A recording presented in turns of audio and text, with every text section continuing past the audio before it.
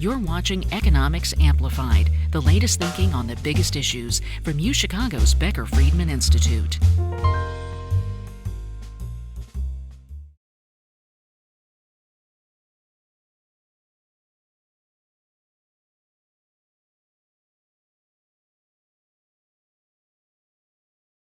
We're really excited to have Professor Hassan speak for us. He's a professor of economics and finance here at Booth, and his research interests are very wide. And today he's going to speak to us about the Arab Spring and how uprisings affect things. So with that. Sorry, just switching off my phone. All right. Okay, well, thanks very much for coming. So this is about the power of the street, evidence from Egypt's Arab Spring. I'm not sure if you guys might be happier closer to the center. I'm not sure. All right. So this is with Daran Asamoglu and Ahmed Tahoun, who is at London Business School. So throughout recent history, corruption and favoritism have motivated people to pour into the streets and protest against the economic and political arrangements that benefit politically connected individuals and firms. Now, in many cases, such uprisings have led to the fall of a regime, like, for example, in Tunisia, Mubarak in Egypt, Gaddafi in Libya, Yanukovych in Ukraine, and you could go on. Right? So this is a pretty common phenomenon. So it's pretty obvious that uprisings are often successful at replacing the people who are in charge.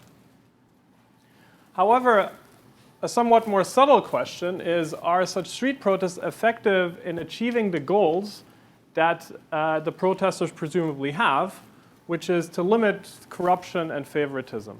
So should we think about these events more as like they just changed the guy at the top and nothing really changes about the economy as a whole? Or are these events that can potentially restrict the ability of governments to prey on their citizens? So what we do in this paper is we use Egypt's Arab Spring as a testing ground for this question. Now, Egypt is a particularly good testing ground for this question, mainly because, well, the Mubarak regime is a perfect specimen of corruption and favoritism. So there's no question that there was a lot of corruption in Egypt before the fall of Mubarak, and probably even today. But then what makes this even more interesting is that following the 25th of January 2011, that was the first big day of protests in Tahrir Square, unprecedented street protests not only broke down the regime, but also ushered in an era of political competition. Now, during this time, political power shifts repeatedly between three rival groups. So these are Mubarak's National Democratic Party, I'll refer to that as the NDP, the Egyptian military, and the Islamist Muslim Brotherhood. So these are three well-established power holders in Egyptian politics that we can observe ex ante, and they rotate in and out of power repeatedly during this period. Now, casual empiricism would suggest that street protests are an important element of that, right? So it seems that street protests are kicking these guys out and bringing the new guys in. So this gives us an opportunity to estimate the effect of changing political fortunes on what we call economic rents. So, when Mubarak and his sons and their friends suck the economy dry and basically become rich because of corruption, then we call that rents. Right? So that's just kind of the economics term for that. Okay. So what we're going to do is we're going to follow a pretty well-established methodology, but then expand it quite a little bit. So we're going to use changes in the stock market valuation of firms that we know are connected to one of these three groups and estimate what this change is relative to the valuation of non-connected firms in response to different things that happen in the economy. And kind of the new thing here is that rather than just looking at one event, so you probably have seen in your corporate finance course at some point something about an event study, where you use particular events to learn something about the economy. What we do here is we don't look at one particular event, but instead we look at a series of events, which is the daily number of protesters in Tahrir Square. Yeah, so on some days, people are going to show up. On other days, more people are going to show up than usual, and so forth. So we're going to look at the number of protesters in Tahrir Square and how that affects this relative stock market valuation of firms that are connected to these different groups. Now, to the extent that we are statistically able to control for things that make these firms different from each other, we can interpret the effects that we see as the effect of the street protest on the relative valuation of these different types of firms. And we will interpret that as the effect of the protests on the ability, on investors' expectations of the ability of these firms to cash in on rents from corruption and favoritism in the future. So, subject to a number of controls that I'm going to show you, if we see that protests reduce the relative valuation of Mubarak-connected firms, we're going to interpret that as evidence that investors believe that firms connected to Mubarak will be less able to extract rents from corruption and favoritism in the future. Okay, so here are the key findings. The first main finding is not super surprising, which is that key events in the struggle for power between the National Democratic Party, the military, and the Islamists are reflected in the stock returns of firms that are connected to these groups. So for example, I'm going to show you that when Mubarak falls, in the 5 trading days before and after he falls, that reduces the stock market value of firms that are connected to the National Democratic Party by about 13%, or about 5% of market capitalization in Egypt. Yeah, so this is kind of a large effect. And this has been often interpreted as sort of the value of political connections to Mubarak. Yeah, so if you think that some firms have a value, have a premium in the stock market because they have connections to Mubarak, then the loss of these connections should give you some indication of how big that valuation was. So about 5% of market capitalization. The second main finding is really the heart of the paper. So we're going to show that a higher turnout of protesters in Tahrir Square on a given day is associated with lower daily stock returns of firms that are connected to the group currently in power relative to non-connected firms. So I'm always going to look at what is the valuation of the firms that are connected relative to firms that have no connections. Yeah, so presumably that difference will tell you something about the value, how the value of political connections are changing. Now the interesting wrinkle, so basically what this means is that on a given day, more people in Tahrir Square is going to be bad for firms that are connected to the firms that are, is going to be bad for the firms that are connected to the group that is currently in power. However, you might expect that if you have sort of a cynical view of what these protests are doing, you might expect that all that's happening is that, you know, the value of corruption that was capitalized in the stock market valuation of Mubarak-connected firms might just shift to the next guys. Right? So who are the next guys after Mubarak? The military.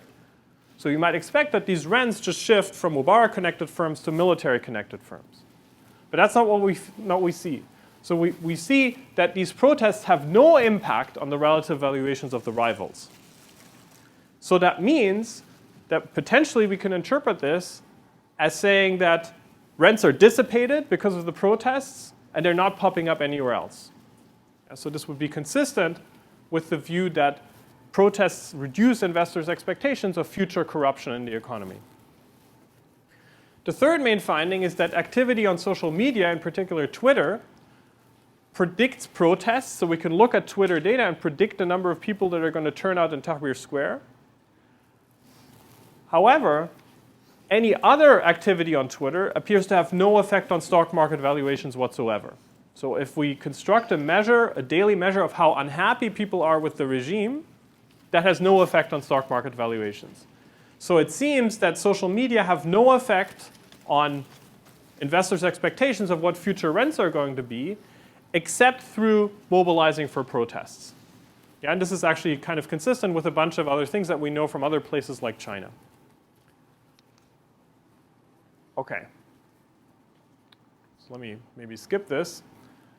So this paper sort of adds to broadly 3 different schools of thought.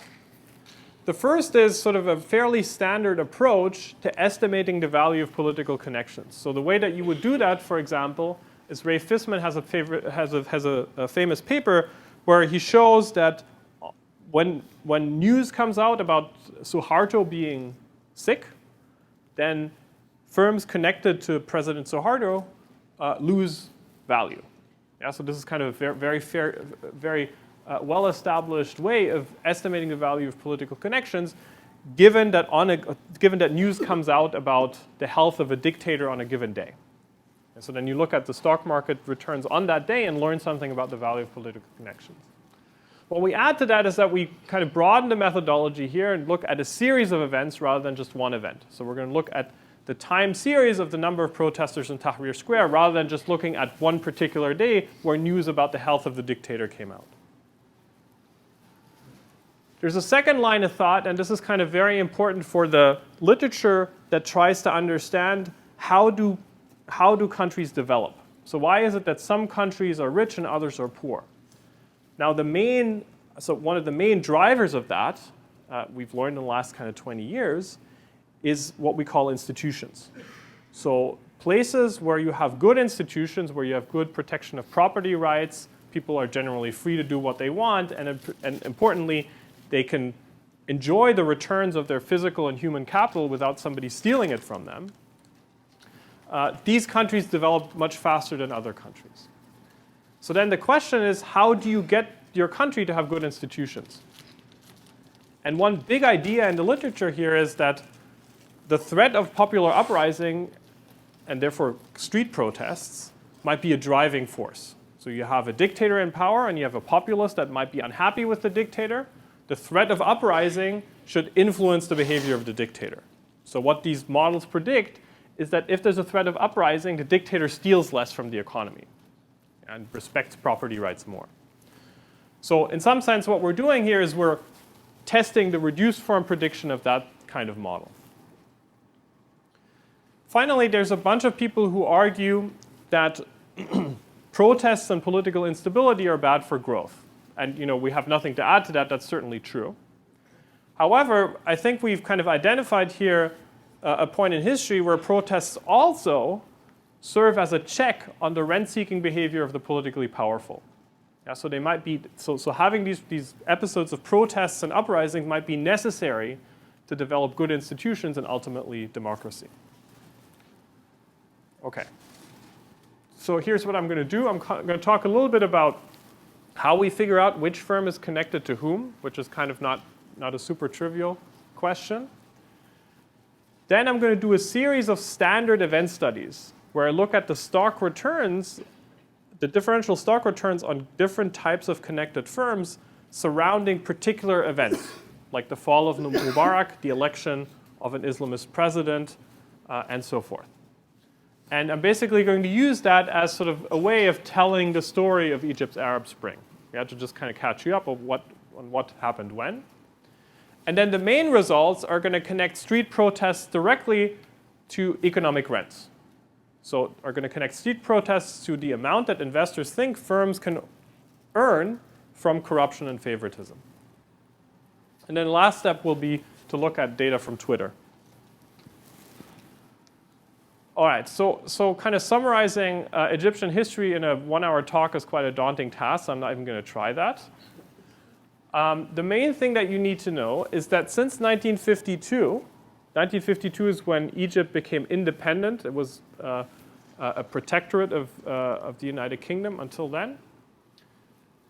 So since 1952, there was a continuous power struggle between the Egyptian military, secular elites and cronies that are organized in the National Democratic Party, and the Muslim Brotherhood. So the Egyptian military is kind of an interesting animal. So it's kind of intimately tied to the evolution of the state in the sense that every president since 1952, except for Mohamed Morsi, who I'll talk about later, was a former member of the military and actually a general. Yeah, so generals tended to end up being presidents. So the military is obviously very important for Egypt. One thing that's kind of special is that the military in Egypt is fiscally independent. And this is kind of a weird thing to think about. So if you think about the government accounts, so the amount of money that the Egyptian government has, there's two types of tills. One that belongs to the military and one that belongs to the civilian government. And the civilian government can't get to the bank accounts of the military. So they can pass a budget, but the military doesn't have to give them the money. And in fact, most of the time, I believe that the military actually doesn't really tell the civilian government how much money it has. So think about it this way. The military has a bunch of assets, businesses, and so forth, hotels and pasta manufacturers and whatever. And the returns from these activities are put into the military till and then paid out in various ways, presumably to sort of pay for beach houses of generals and maybe tanks and things like that. And the civilian government has no business in there. The National Democratic Party was, until the Arab Spring, the main political party in Egypt. And it had no clear ideology. It was trying to be like a social democratic party, but previously it had been a communist party. So it kind of changed its labels quite a lot. Maybe an objective description is that it collects cronies, bureaucrats, and the secular elite of the country. Yeah, so people who are not military, but nevertheless the elite in the country.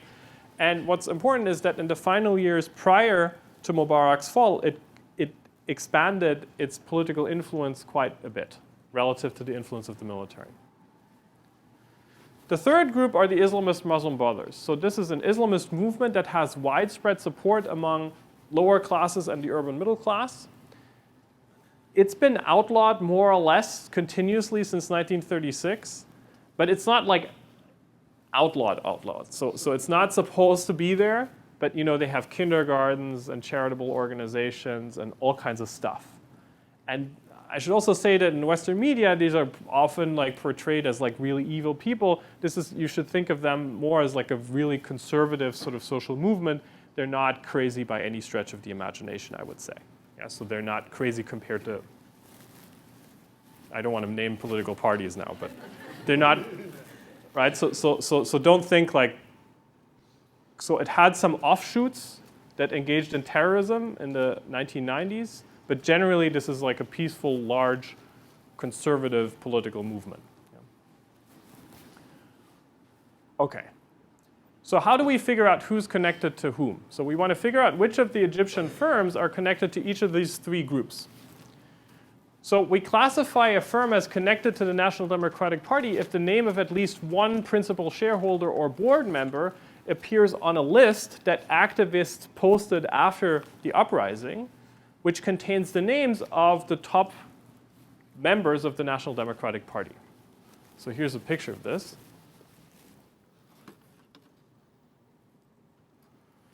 So this is a website it no longer exists, but at the time, you could click on your governorate. So Alexandria is up here. You click on there, and then you get a list of names and basically the rank of the person. So this is you think of this as a list of mayors, aldermen, people who don't have any public office but are important in the political party, and so forth. So anybody who's kind of relevant. So this is a list of 6,000 names that we cross-reference with a list of principal shareholders and board members of firms that are listed on the Egyptian stock market. Altogether, 177 firms. So we go through this list, and if there's a match, we say you're connected to the NDP.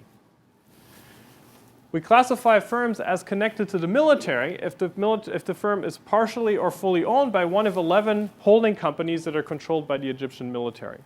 So the way that you do this is you can get an official list of the number of government entities that hold stock in listed firms. And then we kind of had to manually go through and decide which of these guys are connected to belong to the military till and which of them belong to the civilian government till.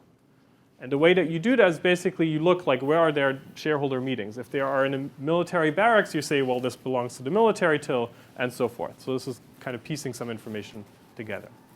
We also spent quite a while searching for Muslim brothers that serve on boards of these firms, and we found no one. We found one guy, which is not super surprising, right? Because this movement was outlawed, so most of the time you wouldn't want to advertise that you're connected to the Muslim Brotherhood.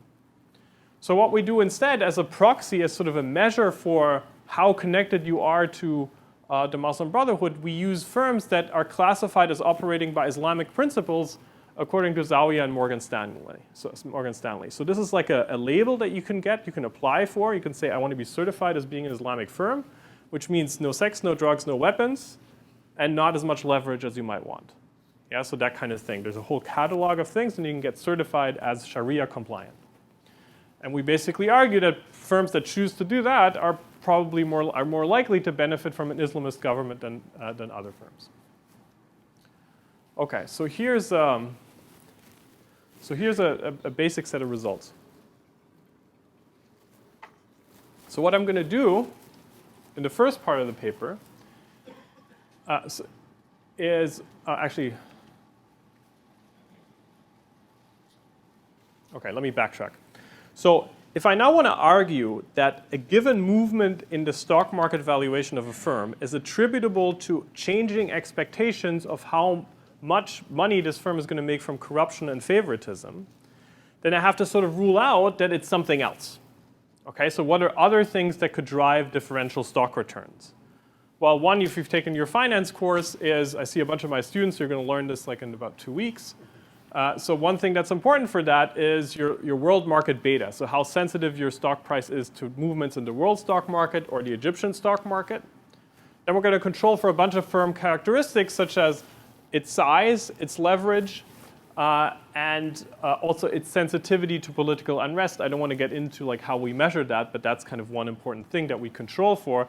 How much does typically on days where you have political unrest that's unrelated to removing the government, like a strike or a boycott or something, how sensitive is a given firm's stock market value to that? So you might expect, for example, that a hotel chain might be more sensitive to unrest than a noodle manufacturer. Okay, so we're going to control for each of these things, and we're also going to control for which sector the firm is in. So I'm only going to compare firms that are in a given sector, like tourism. All right, so applying our methodology, we find 22 National Democratic Party connected firms, 33 military connected firms, and 13 Islamic firms, which leaves 114 firms that are unconnected. Okay, so here are just some numbers about what these firms look like. What might be more interesting for you is like which sectors are these firms active in. So if you look at the NDP, the National Democratic Party, they have everything: real estate, mining, manufacturing, food and bev, and so forth. Now the military, you might have thought that they're like into making tanks and things like that. And that's sort of true. They're a lot in manufacturing, but if you look at what that is, they manufacture household goods most of the time. They're in healthcare. The biggest chicken factory in Egypt is owned by the military, and so forth. Yeah, so they're all over the place. Islamic firms are concentrated in financial services. This is because of Islamic investment. So in financial matters, that seems to be particularly important. Real estate, but they also have like some manufacturing, food and bev, and so forth. And in all the things that I do, I'm always going to compare the relative valuation, change in the relative valuation of firms within a sector. Yeah, so we would be comparing these here, for example. Okay, so we then had the challenge of figuring out how many people protest in Tahrir Square. And this is not as easy as you might. It sounds pretty easy, but it's really not. So what we settled on, we debated all kinds of things, like using satellite data and so forth. What we settled on in the end as the most reliable method is we basically downloaded newspaper articles for each day that mention the words protesters and Tahrir Square and other kind of words like that. And then we spent a summer programming an algorithm that finds the number of protesters in that text. Yeah, so then we have, for each of the newspapers that we use, it's actually a couple of hundred newspapers. There's going to be for each day an estimate of the number of people who are in Tahrir Square, and then we use that to build a time series that looks something like this. So we're assigning numbers to words. So for example, when it says hundreds of thousands, we're going to say that means 500,000. So that's why you see clustering here. So the big protests are going to be 500,000 people. On normal days, it's more like 50,000 people. And here you see the 4 phases of Egypt's Arab Spring. First, Mubarak falls. He's then replaced by a military officer who's in charge. Then you get another kind of round of uprisings to force elections. During these elections, Mohamed Morsi is elected. Then we have 1 year of Islamist rule. And then at the end of that Islamist rule, there's an uprising against Morsi, and he's toppled. So we have 4 phases: Mubarak's fall, military rule, Islamist rule, and what we call post-Islamist rule. Okay, so we also do this for another square in Cairo that's called Rabaa Square, which is where during the later periods of the uprising, the Islamists were protesting. Okay, so let me just kind of show you the basic specification. So this is I'm first going to show you here the history of Egypt's Arab Spring. We're going to go through that in 10 minutes, just kind of basically what happened. We're going to do it with some numbers. So I'm going to run a regression of the cumulative returns. So the dependent variable in this regression is the cumulative returns between dates n and m on firm I. So basically, if I have an event that lasts for 5 days, I'm going to take the return, the daily stock return on each firm, and sum them up for 5 days. And then I'm going to run a regression of this cumulative return on a set of dummy variables. These dummy variables here, this vector n, has 3 entries. The first is a dummy variable that's 1 if you're connected to the NDP. The second is a dummy variable that's 1 if you're connected to the military. And the third is a dummy variable that's 1 if you're connected so if you're Islamist connected, in a slight abuse of the English language. Okay. So let me go straight into it. So the first big event of Egypt's Arab Spring is the 25th of January 2011, when thousands of people turn out in Tahrir Square for the first large demonstration. And it's hard to overstate sort of the significance of that date. So political demonstrations against the government were basically unknown in Egypt for a very long time. And then on the 25th of January 2011, for the first time, people turn out to a big public demonstration in Tahrir Square. We're going to use that as event time 0, so the time when basically everything starts. Then a few days later, the Egyptian Stock Exchange has to close because it's very close to Tahrir Square and people are standing around and in the way and you can't get there anymore. A couple of weeks later, Hosni Mubarak resigns amid large protests against his rule. And then the military takes over, the Supreme Council of Armed Forces. So the head of the military, Mohammed Tantawi, is now in charge. And then, so there's sort of like a period of unrest where they opened the jails and people were like, the prisoners were roaming free and hijacking cars and things like that. And then things calm down at some point and the stock exchange resumes trading. So the first thing I'm going to look at is the stock returns of firms that are connected to these different groups around these dates. So these are 5 trading days, although it actually was 2 months. 5 days in which the stock exchange is open. And we're going to see what is the effect of the fall of Mubarak during this period on the relative valuations of firms that are connected to the National Democratic Party. So the dependent variable here in this regression is the cumulative return during the first trading week around the fall of Mubarak. And here are my dummy variables: NDP, military, Islamic. And what you see is that there's a negative and highly significant coefficient on the NDP. What does this mean? So it means that the fall of Mubarak reduced the relative valuations of firms that are connected to the National Democratic Party, so the relative valuation relative to non-connected firms, by 13.1%. So we can view this somewhat as the value of connections to Mubarak that are now lost, 13.1% of their stock market valuation.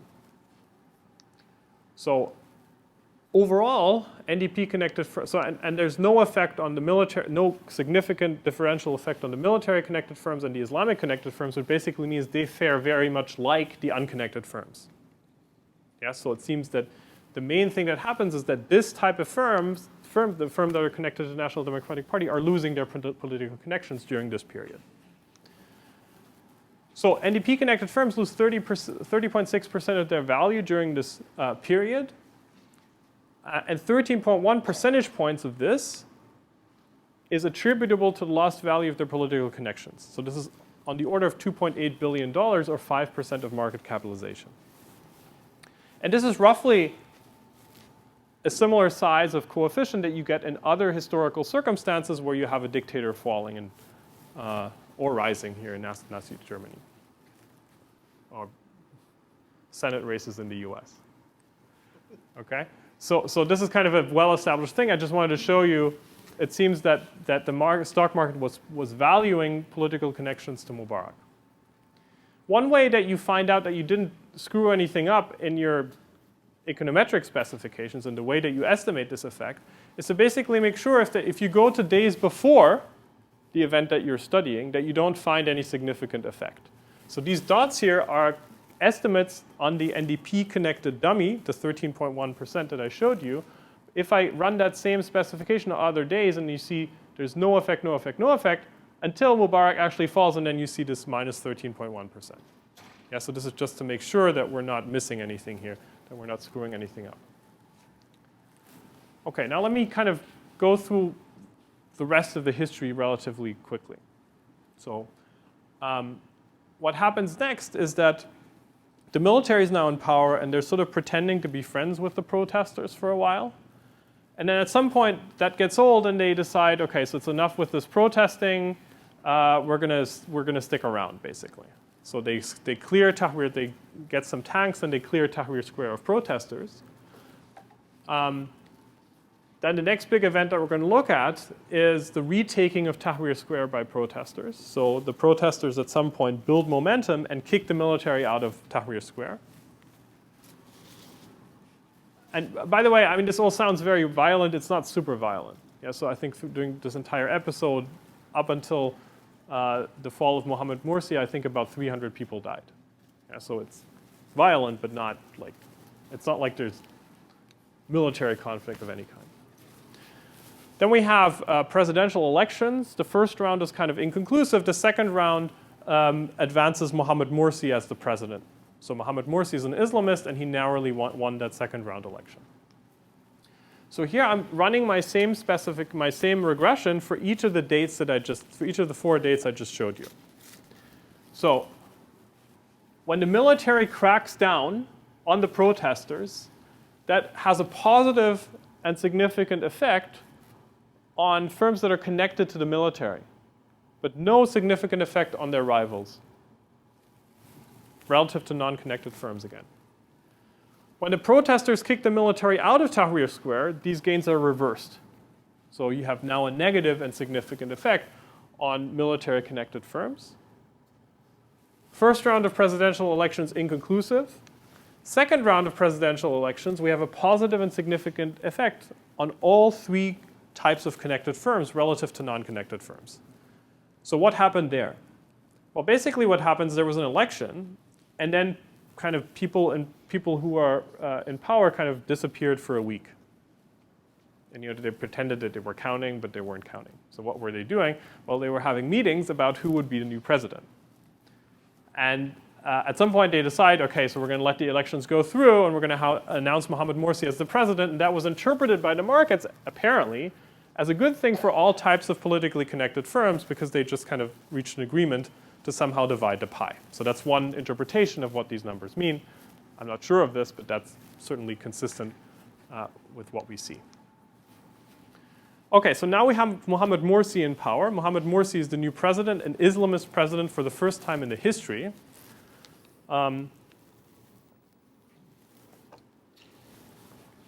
So the next big event is when Mohammed Morsi, so we now have the generals still there and the new president. And they're sort of like debating who gets to decide what.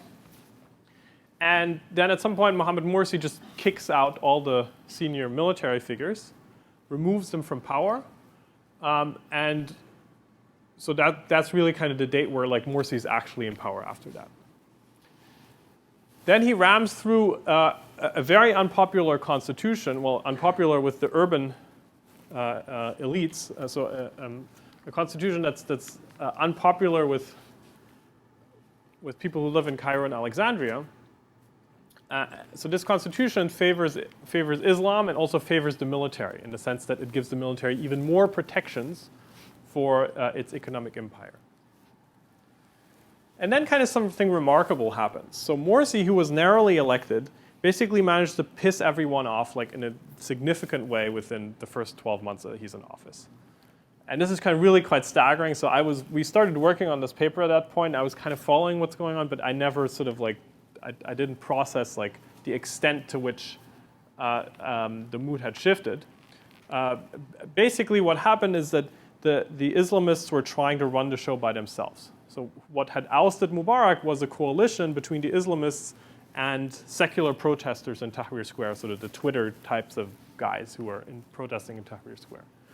And once they got into power, they basically decided, okay, it's all ours now. So they put their people everywhere, and they basically started installing themselves like the new pharaohs, in a similar style that the NDP had sort of ruled previously. So in June, people started collecting allegedly 22 million signatures against the regime. And then July 1st to 3rd, literally millions of people are in the street protesting against the Islamist government, and then Morsi is removed from power on July 3rd. What you see here is when the generals are sacked, it's good for the Islamic connected firms. When the constitution passes, it's bad for the NDP connected firms. And when Morsi is sacked, it's again bad for the Islamist connected firms. So what you're supposed to get from this is that the series of events is kind of consistent with the view that whenever a group gains political power, that seems to show up in the stock market as the value of political connections. Okay, how does the story end? Well, so now after Morsi falls from power, there's people demonstrating in Tahrir Square for him to stay out of power, and there's people demonstrating in Rabaa Square for him to return to power. And then eventually, and unfortunately, the military government then just bulldozes the Islamist protesters, like literally bulldozes them. Okay. So here's some numbers that are supposed to convince people that what we're picking up are actually like people's expectations about future economic rents. So here's one way of getting at this. So the number of prominent NDP members on firms' boards is 19 before the revolution. Then it goes down to 16. So as the NDP comes out of power, they start firing NDP-connected firms when military comes into power, and they fire even more when the Islamists come to power. 21 people using military titles on boards before the revolution. Then after the military comes into power, it's 28. And then when the Islamists come to power, they start firing the military guys again. So you see that firms are actively engaged in trying to hedge this political risk. You also see similar things when you look at the profitability numbers of these different types of firms. Generally, firms that are connected with the current ruling elite increase in their profitability after their friends come to power. All right, so now let me use the last kind of 10 minutes to talk about the main results, the relationship between street protests and economic rents. So this looks like a scary specification, so let me explain this. So what we're doing now is we're running a regression of each firm's stock return, so firm I at time t, on a bunch of controls. And the interesting thing here is the interaction between the number of protesters in Tahrir Square and our vector of dummies reflecting the affiliation to each of the three groups, power-holding groups. So what I'm going to look at is the interaction between the number of people in Tahrir Square and the NDP-connected dummy, the interaction of the number of people in Tahrir Square and the military-connected dummy, and the interaction between the number of people in Tahrir Square on that given day and the Islamist dummy. Subject to a bunch of controls. So I'm going to take out sector effects, time effects, and a bunch of other controls that I'm not going to talk about. Yeah, so this is, all right. So, now this coefficient gamma p here is the interesting coefficient. Because what this coefficient is going to tell you is the effect of protesters on the relative valuation of firms that are connected to the groups that are the NDP, the military, and the Islamists. Yeah, so how do protests affect the relative valuations in the stock market of these different types of firms? So let me show you this. So this is the so I'm not showing, this is like a very complicated specification with lots of controls in them. The only thing I'm showing you is the interactions between Tahrir protesters and NDP, Tahrir protesters in military, and Tahrir protesters in Islamic. Now what you see during the first phase of the revolution when Mubarak is in power, more people in Tahrir Square significantly reduces the relative valuation of firms that are connected to him, to the NDP or to Mubarak. And no significant effect on their rivals. So what does this number here mean? It means 500,000 people in Tahrir Square on a given day reduces the relative valuations of NDP-connected firms during the first phase of the revolution by 1.6%. But has no significant effect on their rivals. In the second column, I'm running the same regression, but during military rule. And what you see here is the stars shift from the first line to the second line. What this means is that while the military is in charge, 500,000 people in Tahrir Square reduces the relative valuation of military-connected firms by 0.8% on one day. So I'll talk about this in a second, but basically what this means here is that the intent of protesters in Tahrir Square is super important. When protesters in Tahrir Square are angry at Mubarak, the NDP-connected firms go down. When they're angry at the military-connected firms go down. But no effect on their rivals. When I look at the same specification during Islamist rule, I don't see much. And the reason you don't see much is that on some days there were pro-Islamist protesters in Tahrir Square, on other days there were anti-Islamist protesters. So I'm running into a wall here, a methodological wall, which is I'm measuring the number of people in Tahrir Square, but I can't distinguish who are they for or against. Now after Morsi falls, this continues with a small change, which is that the people who are for the Islamists go to a different place called Rabah Square, and the people who are against the Islamists stay in Tahrir Square. So now I can go back to looking at the differential effect. More people in Tahrir Square, no significant effect on NDP or military because they're not currently in power, but a significant effect on Islamic connected firms. Yeah, 500,000 people in Tahrir Square, and Islamic connected firms go down by 1.3 percentage points. Now, interestingly, if you have pro-regime protesters here in Rabah Square, it goes the other way. You see a positive and significant effect. Yeah, so this is quite cynical, right? So in some sense. So more protesters for Islamists in Rabah Square, and the stock returns of Islamic connected firms go up during the same time period. So you see the power struggle playing out here in this regression, essentially. Okay, so now the thing that we're really interested in is basically this diagonal. So what's the effect on the incumbent when people protest against the incumbent?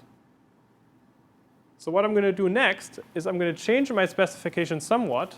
So up until now I had 3 dummy variables, one for NDP, one for military, and one for Islamic. Now I'm going to take the data for the entire set of events, so for all 4 phases of Egypt's Arab Spring, and include only 2 dummy variables. One that is one if your group is currently in power and 0 otherwise. And another one that is one if you're connected to one of the other 2 rival groups. So there's now, so for example, in the first phase of the revolution, the NDP is the incumbent. And the rivals are the military and the Islamic connected firms. In the second group, the incumbent is the military. And the rival groups are the NDP and the Islamic connected firms, and so forth. So now, because I have now a systematic way of distinguishing who are the protests for and against, I can estimate a unified effect of protests on the relative valuations of firms that are connected to the incumbent, and the effect of protests on the relative valuations of their rivals. So this is what you see. On average, 500,000 protesters in Tahrir Square reduce the market valuation of firms that are connected to the current power holders by 0.8 percentage points. and they have no positive effect on the valuation of their rivals. So what this means is actually quite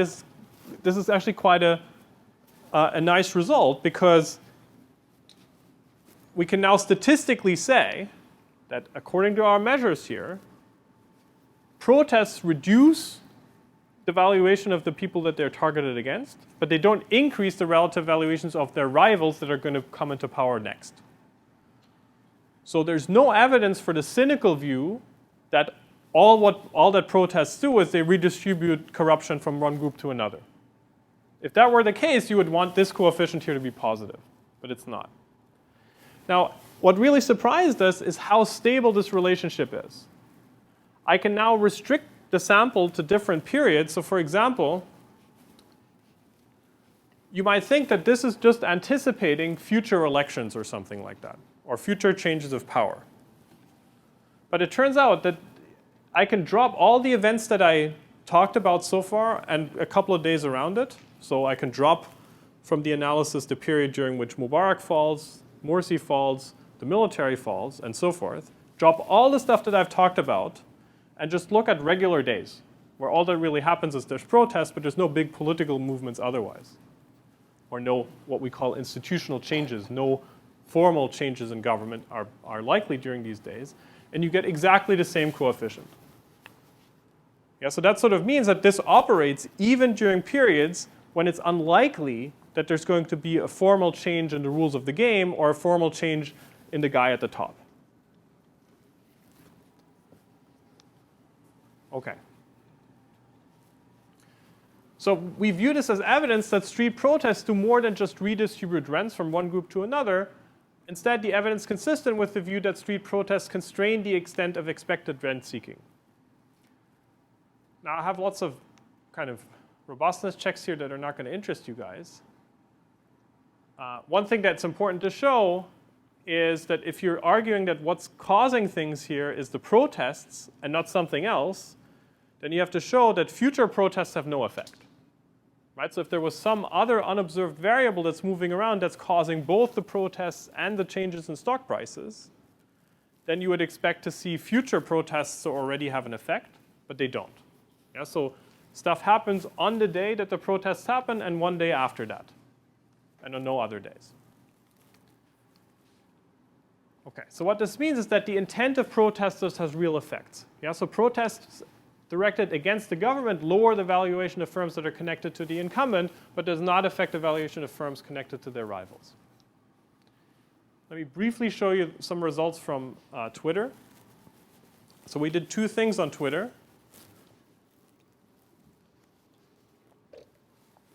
We counted the number of retweets received by famous opposition members on each day as a measure of like how unhappy are people with the government today. If opposition members get a lot of retweets, that's an indication that people on that day are pretty unhappy with the government.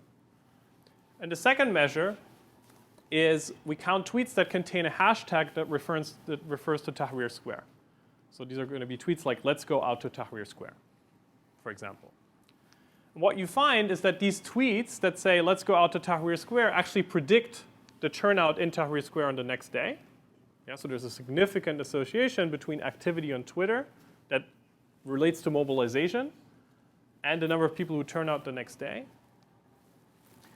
But moreover, if you then, in our main regression, also look at the effect of just tweets on stock returns, you find nothing.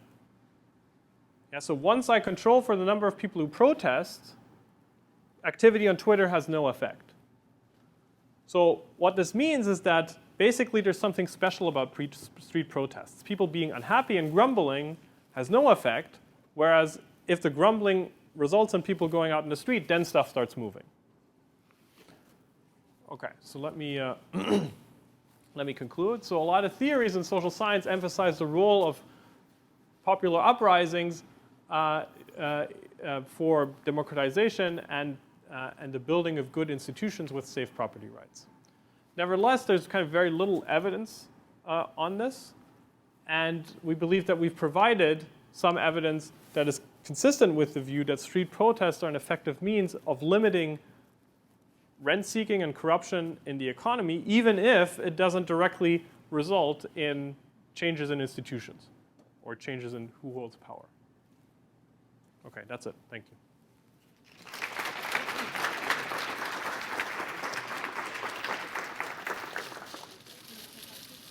Yeah, any questions?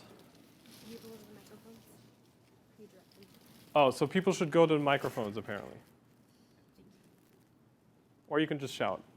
I don't know. And then repeat the video. You're not supposed to shout. So just get up and ask your question.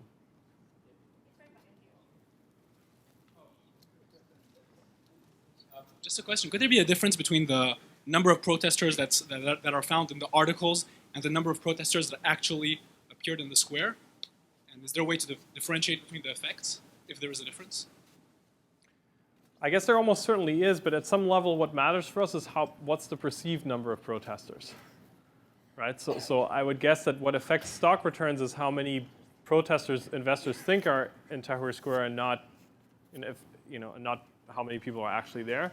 But we have no way of knowing that. So one way to try and do this a little bit better is with satellite data. But the problem is that the satellites, they don't pass on the same time every day, and it's a little difficult. You obviously did an in-depth analysis on which firms are connected to which party, but how do investors know, or are investors putting in as much time to know which company is connected to which party? Yeah, I think that's a good question. So my sense is that investors know. Well, sort of our evidence is consistent with the view that investors know. I don't think that what we do is much more sophisticated than what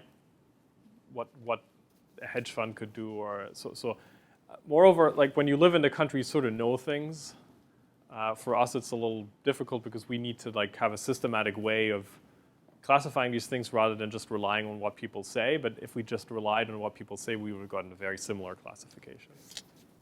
Did you look to see if any publication in particular had more predictive power than others?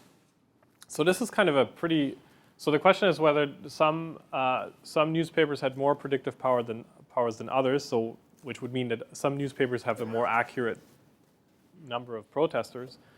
We looked at that in the beginning to make sure that so one story that we heard is that the Islamist newspapers will report more or less protesters when it's politically convenient. We didn't find much of that, to be honest. So we actually kind of constructed the entire time series using all publications that we have and only a small subset of Egyptian newspapers that we know are kind of close to the action, and we got very similar numbers, which probably means that they're all copying from each other a lot.